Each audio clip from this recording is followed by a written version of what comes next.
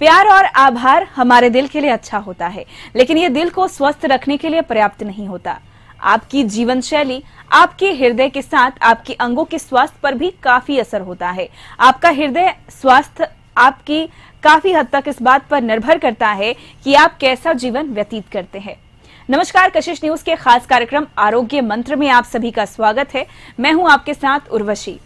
आज के खास एपिसोड में हम बात करेंगे कि हम अपने हृदय का कैसे ख्याल रखें, कैसे स्वस्थ रहे हमारा हृदय। इन सभी बातों को समझने के लिए हमारे साथ आधे घंटे तक हमसे जुड़े रहेंगे हृदय रोग विशेषज्ञ डॉक्टर सूरज चवन।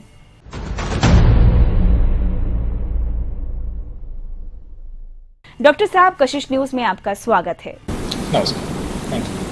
डॉक्टर साहब, सबसे पहला सवाल ये है कि हार्ट सर्जरी क्या होता है।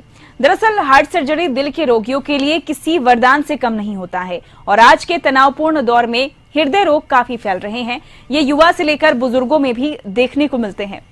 यदि इनका सही समय पर इलाज ना कराया जाए तो व्यक्ति की मौत भी हो सकती है। तो सर, हार्ट सर्जरी क्या होता है, डिस्क्राइब करें।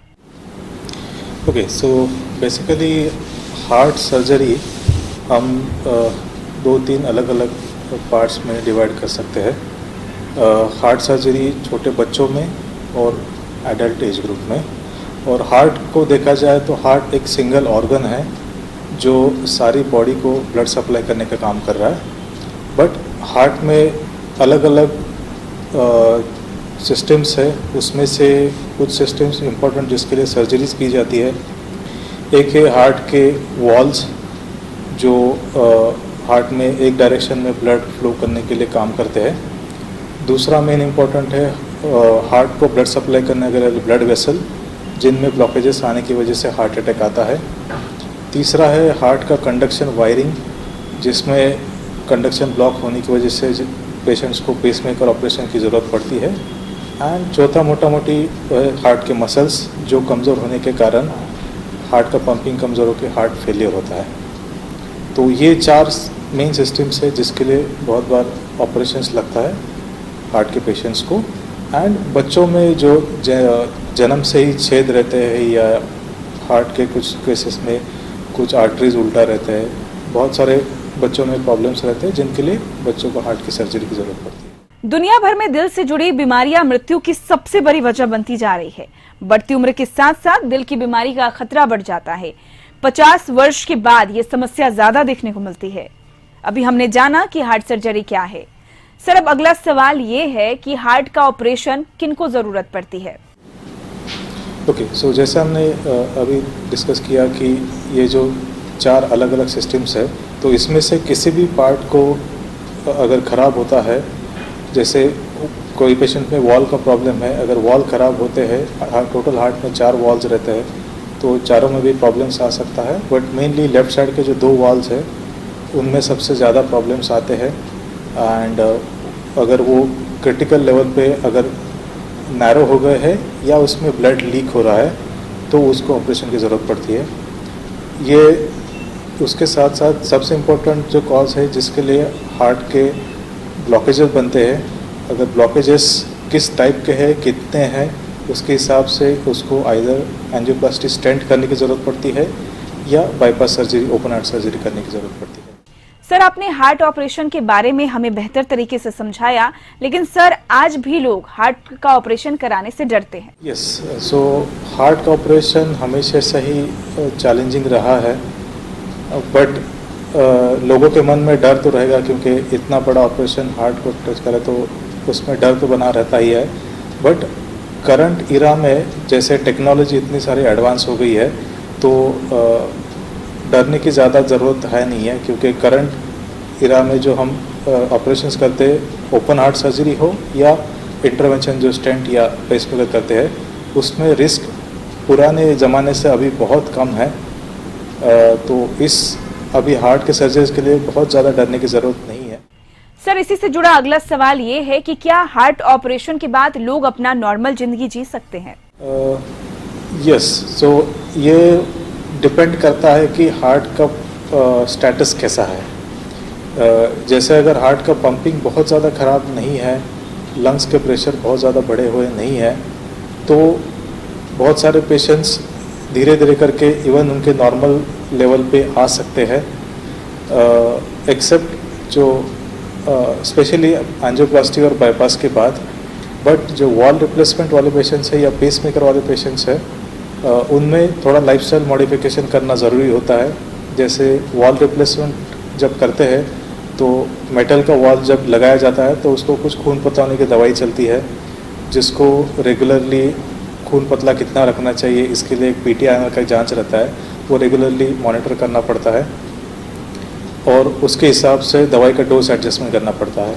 और कोई भी खून पतला दवाई चल रही है तो कभी भी कुछ जख्म होती है तो खून जल्दी रुकता नहीं है, तो इस एंगल से उनको थोड़े से लाइफस्टाइल मॉडिफिकेशन करने पड़ते हैं ताकि कोई इंजरी ना हो, या कहीं रोड एक्सीडेंट हो गया तो मेजर ब्लीडिंग हो सकता है। एंड दूसरा है पेसमेकर के जो पेशेंट्स है, तो पेसमेकर एक इलेक्ट्रिकल डिवाइस होने के कारण हाई वोल्टेज इलेक्ट्रिसिटी जैसे चीज़ों से थोड़ा बच के रहना पड़ता है, तो ऐसे पेशेंट्स को थोड़ा सा स्पेशल केयर लेना पड़ता है। एंड जिनका हार्ट का पंपिंग बहुत ज़्यादा कमज़ोर है या जिनको इसके साथ साथ किडनी के भी कुछ प्रॉब्लम्स है, ऐसे पेशेंट्स को पानी की मात्रा एकदम कम लेना पड़ता है, नमक पे कंट्रोल करना पड़ता है। अगर वो नहीं करते हैं तो उसके चलते बार बार सांस फूलने से मतलब हार्ट फेलियर में जाके बार बार एडमिट होने की भी ज़रूरत पड़ती है, तो ऐसे पेशेंट्स को थोड़ा सा स्पेशल केयर करना पड़ता है। सर, ऑपरेशन को लेकर अब एक और नॉर्मल सवाल ये है कि अगर कोई हार्ट का मरीज 60 साल से ऊपर का है तो क्या वो अपने हार्ट का ऑपरेशन करवा सकता है?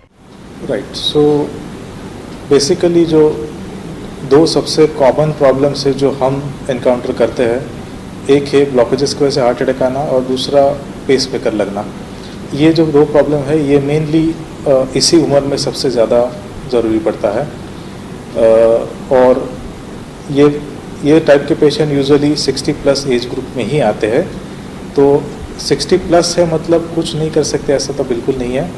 तो हम नॉर्मली जो रिकमेंडेशंस है कि कोई भी हार्ट का प्रॉब्लम हो, आइदर बाईपास लगना है, एंजियोप्लास्टी लगना है, पेसमेकर लगना है। अगर एज सिर्फ एक नंबर है, पेशेंट का ओवरऑल स्टेटस कैसा है, मतलब कितने चलते फिरते हैं, अगर रूटीन उनका एक्टिविटीज़ अच्छा है तो उनको डेफिनेटली रिकमेंड किया जाता है। अगर उनका लाइफ 1 साल भी उससे लंबा हो सकता है तो डेफिनेटली हार्ट की सर्जरी रिकमेंडेड है। बट अगर पेशेंट बेड रिडन है, बेड पे ही पड़े हुए हैं बहुत सालों से, कुछ मूवमेंट नहीं है, या घर में ही रिस्ट्रिक्टेड एक्टिविटीज़ है, ऐसे पेशेंट्स हो तो यूजुअली उसमें सर्जरी रिकमेंड नहीं किया जाता है। तो हम 95 एज में भी लाइक पेसमेकर सर्जरी किए हैं, बट पेशेंट एक्टिव है, चलते फिरते हैं। तो अभी 3 साल हो गया पेसमेकर ऑपरेशन करके, अभी 98 एज हुआ है, बट पेशेंट चलते फिरते हैं। सो एज के हिसाब से हमेशा नहीं जाया जाता है। 70 एज में भी पेशेंट को बेड रिडन हो सकता है और 90 एज में भी पेशेंट चलता फिरता हो सकता है। सर, अब हम बात करेंगे कि बाईपास सर्जरी क्या है। दरअसल बाईपास सर्जरी दिल के रोगियों के लिए कारगर उपाय साबित हो रही है, क्योंकि इसके माध्यम से वो बेहतर जिंदगी जी सकते हैं। ये बात जगजाहिर है कि इन दिनों बहुत सारी समस्याएं बढ़ रही है जिनका सीधा असर दिल पर पड़ता है। तो सर, हमारे दर्शकों को बताएं कि बाईपास सर्जरी क्या है। ओके, सो बाईपास सर्जरी, बाईपास मतलब जैसे हम रास्ता बाईपास करते हैं, जब मेन रास्ते में अगर ब्लॉकेजेस है, जैसे हार्ट के नस, जो हार्ट को 3 ब्लड वेसल नस रहते हैं जो ब्लड सप्लाई करते हैं, अगर उनमें ब्लॉकेजेस आते हैं तो उसको रास्ता क्लियर करने के लिए अगर हम उसी रास्ते से जाके उसको रास्ता साफ करके क्लियर करते हैं, जो हम एंजियोप्लास्टी में करते हैं, और उसके से ज़्यादा उसको स्टेंट लगाया जाता है। अगर तीनों नस में क्रिटिकल ब्लॉकेजेस है जिसको एंजियोप्लास्टी नहीं हो सकता है तो उसको बाईपास किया जाता है। बाईपास करने में ओपन छाती ओपन करके हमको ऑपरेशन करना पड़ता है, और हार्ट का जो मेन नस है वहाँ से एक्स्ट्रा नस डाल के बाईपास एक रास्ता, नया रास्ता बनाया जाता है जिसको हम बाईपास ऑपरेशन बोलते हैं। उसमें जो ग्राफ्ट यूज़ किए जाते हैं, तो एक नेचुरल छाती में ही जो नस रहता है उसको उठा के बाईपास किया जाता है, और दूसरा एडिशनल पैर से कुछ नस निकाल के उसको बाईपास रास्ता बनाया जाता है। सर, लोग अक्सर ये सवाल पूछते हैं कि अगर मरीज डायबिटीज के पेशेंट है और उम्र 77 प्लस है तो क्या वो रोगी अपने हार्ट का ऑपरेशन करवा सकता है? ओके, सो डायबिटिक लोगों में ब्लॉकेजेस बनने का जो है वो फास्ट तैयार होते हैं। नॉर्मल लोगों से डेफिनेटली बहुत फास्ट ब्लॉकेजेस बनते हैं, तो उनको ऑपरेशन लगने के, ब्लॉकेजेस बनने का, उसके लिए आइदर एंजियोप्लास्टी स्टेंट या बाईपास लगने के चांसेस हमेशा ही ज़्यादा होते हैं। बट एज के हिसाब से अगर बोले तो 75 जब एज में जाते हैं तो रिस्क डेफिनेटली ज़्यादा बढ़ता है बाईपास ऑपरेशन का। तो ऐसे पेशेंट्स को एंजियोप्लास्टी स्टेंट एक अच्छा ऑप्शन अवेलेबल होता है अगर स्टेंट करने लायक उनके ब्लॉकेजेस है तो। बाईपास करने में थोड़ा सा रिस्क बढ़ता है, बट बाईपास के लिए बहुत सारी चीज़ों से असेसमेंट किया जाता है कि पेशेंट का फिटनेस कैसा है और बाईपास में रिस्क कितना है। इसके लिए बहुत सारे पैरामीटर्स पे पेशेंट्स को देखा जाता है। एंड यस, डायबिटीज़ है तो ओवरऑल उनके बाकी चीज़ों में भी प्रॉब्लम्स रहते हैं, जैसे किडनी पर असर रहता है, लंग्स की कैपेसिटी है और हार्ट का पंपिंग कैसा है। ये सारी चीज़ों पे ऑपरेशन के बाद कितना स्मूथली वो ऑपरेशन से बाहर निकल पाएंगे, ये चीज़ें मैटर करती है। और डायबिटिक लोगों में ऑब्वियसली जख्म भरने का जो प्रोसेस है वो भी स्लो रहता है, तो इन्फेक्शन के चांस एक डेफिनेटली रहता है। सर, आपने हार्ट ऑपरेशन से संबंधित लगभग हर एक टॉपिक पर विस्तार से हमारे दर्शकों को बताया। सर, अब सवाल ये है कि ऑपरेशन के पहले और ऑपरेशन के बाद क्या सावधानी या प्रिकॉशन लेना चाहिए? ओके, सो ऑपरेशन के पहले और बाद में सबसे इम्पोर्टेंट है रेगुलर मेडिसिन्स लेते रहना। एंड अपना जब बाईपास सर्जरी होता है तो उसके बाद का रिकवरी टाइम बाईपास सर्जरी में थोड़ा सा ज़्यादा होता है एंजियोप्लास्टी से। जैसे बाईपास सर्जरी में रिकवरी होने के लिए ऑलमोस्ट 2-3 हफ्ते या 4 हफ्ते तक भी समय लग जाता है, क्योंकि चेस्ट ओपन करके किया जाता है तो जख्म भरने का प्रोसेस है, या इन जनरल चलने फिरने लगने का जो टाइम है वो थोड़ा सा लंबा रहता है। और सबसे इम्पोर्टेंट बात तो है मेडिसिन रेगुलर लेते रहना।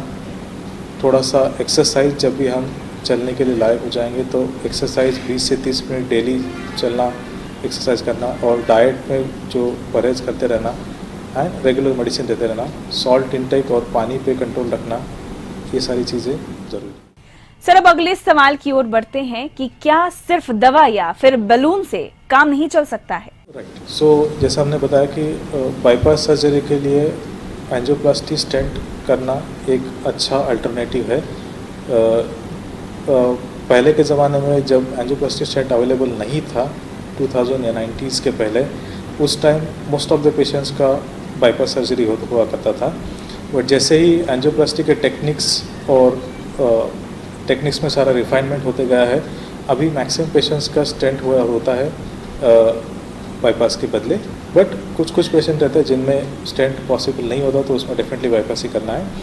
तो जो बलून का हम बात कर रहे हैं, तो नॉर्मली कोई भी ब्लॉकेजेस में जो है एंजियोप्लास्टी हम जब करते हैं तो हाथ से या पैर से नस से अंदर जाते हैं हम, और नॉर्मली एक स्लिपरी वायर रहता है और उस वायर के ऊपर ही, ओवर द वायर जिसको टेक्निक बोलते हैं, उसके ऊपर जाके बलून से उसको उस ब्लॉक को ओपन किया जाता है। बट सिर्फ बलून से ओपन करने से वो काम नहीं चलता है, क्योंकि जो पुराने ज़माने में ये चीज़ होती थी कि प्लेन बलून एंजियोप्लास्टी किया जाता था, बट उसमें बाद में देखा गया कि ऑलमोस्ट 40% या फिर 50% लोगों में वो फिर से ब्लॉक तैयार हो रहा है। तो इसीलिए स्टेंट आ गए इन पिक्चर में। तो जब से स्टेंट आए हैं, ये नए ब्लॉकेजेस बनने का चांस और भी कम हुआ है।